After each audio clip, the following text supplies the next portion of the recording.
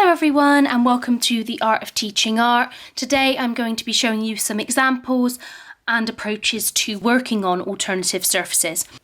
Now it can sometimes be difficult to create a variety of work when you're just working on the white paper of a sketchbook constantly, but actually there's a lot of variety that can be found with things around your home that you might have or things that you can easily get that might be good for you to try and do some different drawings and paintings on.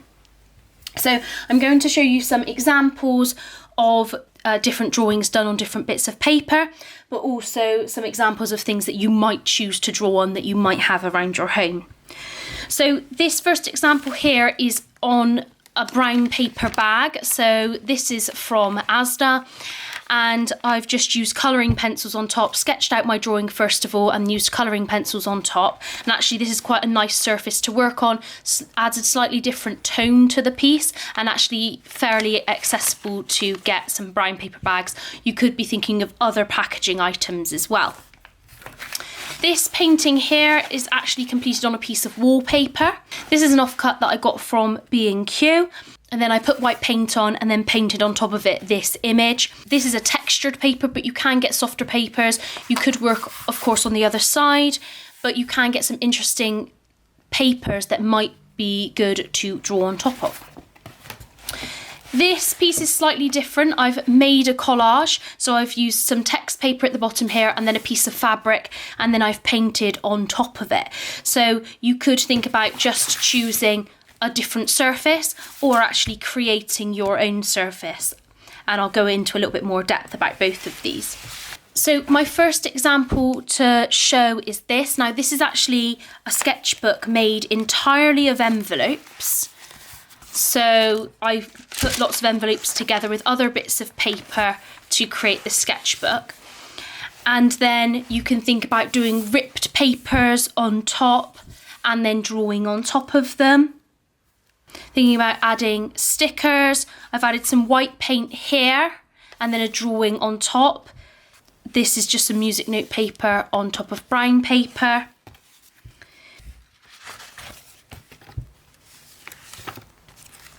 So you could also think about using some wrapping paper. This is the back of an envelope. These are bits from magazines, so you could rip some things out of magazines and then use that to draw on top of. Text from books.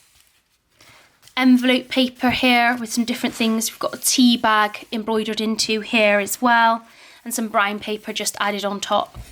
So there's lots of variety of things that you could add to create texture in your work. This is more of a kind of fun sketchbook about Alice in Wonderland. So here's another envelope here, and then words cut out of a piece of text paper. There's a paper doily here. And this is a whole new surface created from envelopes, two envelopes, so brown paper and then a patterned envelope. And they've been woven together, so that is also something you could do, which you could then work on drawing on top of. You could think about doing watercolour washes over pages as well, or cutting and painting other bits of paper. So this is a piece of paper which has been painted and then cut up and layered on top. Or again, doing the same thing with patterned paper, so wallpaper with wrapping paper, different things that you have got. Again, creating collages from different postal things. So things that you could explore that you might easily have. So you might easily have some squared paper if you've got, say, a maths exercise book.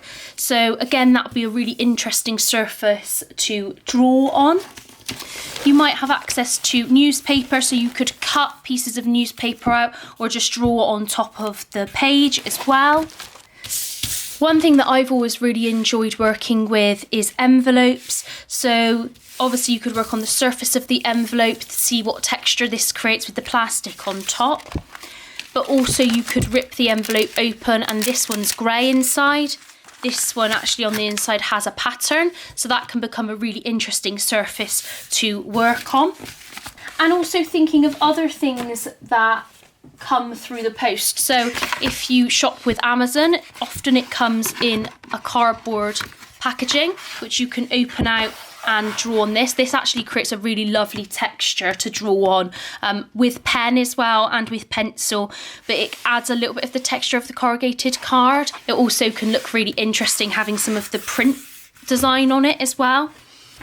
Again, other postage envelopes. So this came from a coffee shop and it's got a nice texture on it. You could draw on top of it. You could incorporate this into your drawing as well. And this one I've got is a pizza box. So they started putting pizzas on the floor on top of a box, and I just got the spare box and it's like that inside, so you could draw. There's no grease marks because it hasn't been used, and then I could draw on top of this as well, which would be quite interesting. Of course, you've got lined paper that you could use from exercise books as well, which would be quite interesting. You could even incorporate the lines into your drawing, choosing that as a way to select a section of your image. And then you might even have access to a puzzle book potentially, or puzzles in magazines. Actually, these become really interesting to draw on top of, so you could draw on top of the letters, incorporate some other things around it if you wanted to. If you aren't really getting too much post, you could have a look and see if you've got any food packaging. So this is a cat food box, which actually I could take apart and then use the inside surface, slightly different tone. Might be interesting to do different drawings on the different sections. That might look quite cool. Or even on some cereal type boxes. So again, it might be different colours depending on what one you've chosen. This is slightly shiny, so that's going to add a different texture to your drawing or painting. You could think about doing things on paper bags. So it might be that you've got some paper bags lying around, or something that you've collected when you've been out and about. Maybe receipts would also work really well. And I did just get a piece of kitchen towel, because sometimes actually drawing on top of a surface such as kitchen towel, as long as you don't press too hard, it can actually have a really interesting effect as well, and it just might add a slightly different look to your drawings. Now, I have been looking at this artist, Christopher Bauer, and she has created collages with different materials. So I'm going to just show you some of those. Even if you're not necessarily looking at this artist, it might be worth giving this a try, because it's a really interesting way of giving a lot of texture in your work.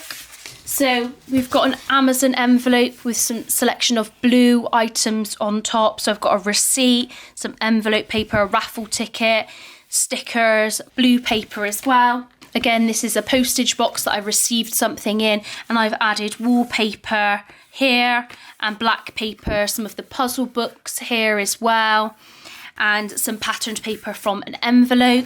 You could do something a little bit more subtle. So using paper bags, if you get things in paper bags, you might do, and some old magazines. So these are vintage magazines, and then it's on a brown paper envelope, which you might have lying around. It's about really being imaginative in what you have around your house. Again, postage stamps ripped off of magazines, just glued onto a piece of paper, or you could actually just work straight onto that. And the same here, another collage made. So you could think about just working on an alternative surface or creating a collage to work on. Just makes things a little bit more interesting as well. Also consider creating a surface with coffee. That's going to add a few different tones and things for you as well.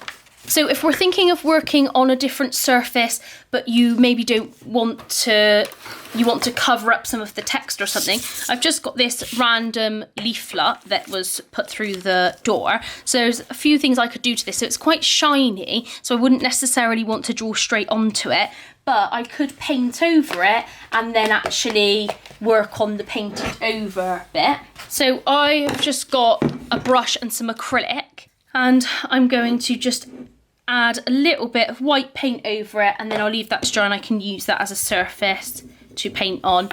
Now, you could just use the brush marks to just cover it over slightly. So you still kind of, if you're working on something like this, you kind of do want the text and things still to be behind it, okay? So you can paint over, and that's gonna give the paper a little bit more strength, but also it's going to just create a slight texture. It's going to make your drawing a little bit more interesting. If you don't have access to acrylic paint, things like this, which is emulsion paint, tester paint, actually works really well as well. So maybe you might have that kind of thing around your house as well. So often they come with a little brush as well. I mean, this is fairly old. So you can use that. That's a really good covering tool. So if you don't have access to acrylic, which you may not, you may have access to paints that you could work over the top just to fade out the background a little bit. So you could work on something like that. Obviously that would also work on a piece of cardboard. So say I wanted to add some texture, some different areas to this piece of cardboard here. I could just flick my brush to create that.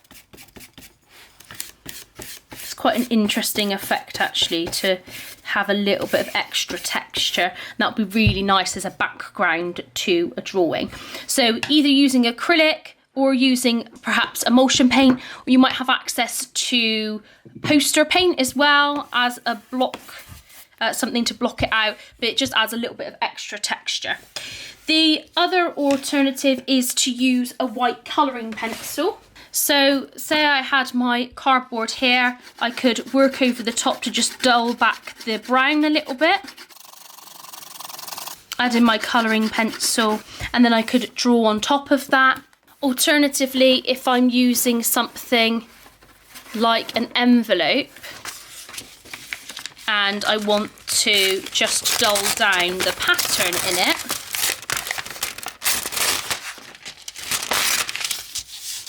so I've got my envelope. It's a nice surface to work on actually. And again, you can just dull down the pattern a little bit by just going over the top of it. You probably can't see it very well on the camera, but it is doing it. And then you can, of course, work on top to draw whatever you want to on top of there. So hopefully that's given you some ideas for things you could draw on instead of just plain white paper. Thank you so much for watching and have a really great day.